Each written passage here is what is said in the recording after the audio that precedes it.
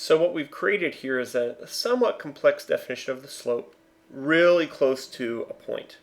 And the points I'm getting close to is x1, and I'm saying, well, in order to find the slope, I need 2 points, x1 and x2. So I'm going to pick x1 and a point really close to x1 plus a tiny little bit.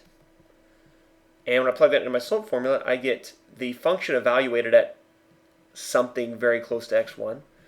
And remember, this is just like a y2 minus the function evaluated at the point. Again, this is just like y2 minus y1 over the difference between those 2 points. And we'll call that difference delta x, which is just x2 minus x1. This is no different than your algebra formula, just slightly more complicated.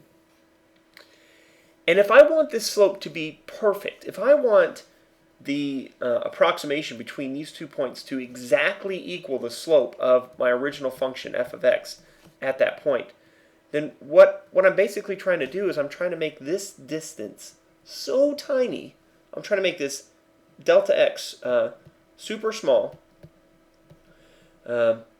such that these 2 points are indistinguishable. And what that actually is that's actually a limit. So this goes back to our last unit, a limit.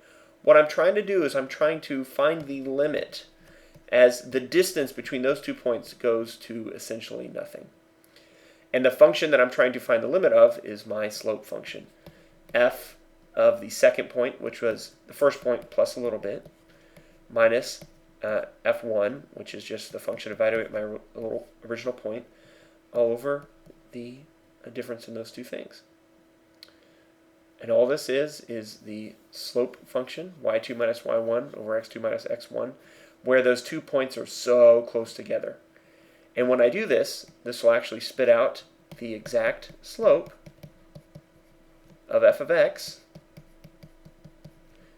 at that original point, which in this case is x1. So that's how we find the exact slope.